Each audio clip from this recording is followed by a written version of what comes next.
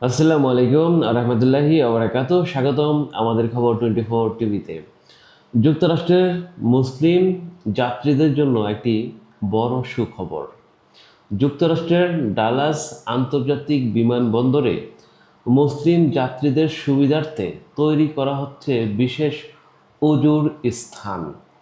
জানা গেছে বিমানবন্দরের ডি টার্মিনালে নারী ও পুরুষ চৌগাচ্ছার পাশে পৃথকভাবে এই অজু স্টেশন তৈরি করা হবে। প্রকল্পটির ব্যয় ধরা হয়েছে $3 লক্ষ। চলতি বছরের শেষ নাগাদ নির্মাণ কাজ শেষ হওয়ার কথা রয়েছে। তবে মুসলিম যাত্রীদের জন্য এটি একটি অত্যন্ত গুরুত্বপূর্ণ সেবা, যার জন্য ডালাস আন্তর্জাতিক বিমানবন্দরের কর্তৃপক্ষকে অবশ্যই ধন্যবাদ জানাতে হয়। সাধারণ বেসিনে পা ধুতে গেলে মেঝে ভিজে যায়, যাত্রীদের নানা ধরনের সমস্যায় পড়তে হয়। তাই নিচু উচ্চতার আধুনিক অজু স্টেশন তৈরি করা হচ্ছে, যাতে মুসলিম যাত্রীরা সহজেই অজু করতে পারেন। থ্যাংক ইউ যুক্তরাষ্ট্রের ডালাস আন্তর্জাতিক বিমানবন্দর কর্তৃপক্ষকে আবারও। তবে ডালাস বিমানবন্দরে এই ধরনের ব্যবস্থা এবারই প্রথম নয়। 2019 সালে টার্মিনাল ডি এর 4 নম্বর গেটের কাছে ইনফোর্থ চ্যাপেলের পাশে দুটি উঁচু স্টেশন স্থাপন করা হয়েছিল।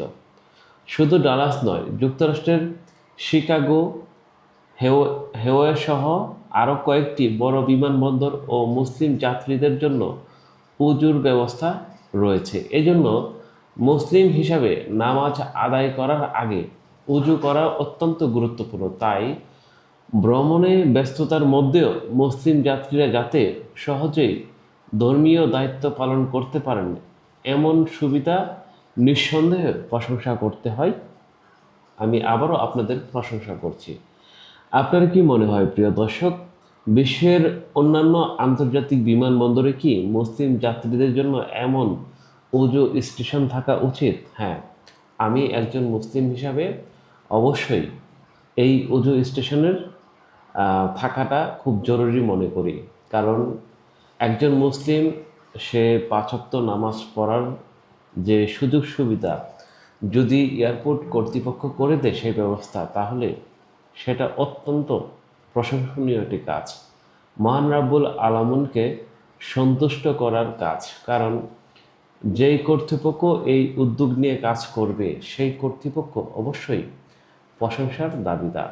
তো প্রিয় দর্শক, আপনি কি ভাবছেন যুক্তরাষ্ট্র আন্তর্জাতিক বিমানবন্দরগুলোতে এই রকম পদক্ষেপ এবং বিশ্বের সকল বিমানবন্দরগুলোতে, যে সকল আন্তর্জাতিক বিমানবন্দর আছে অথবা ডোমেস্টিক বিমানবন্দরগুলো আছে, সেগুলোতে কি এই ধরনের ব্যবস্থা থাকা উচিত?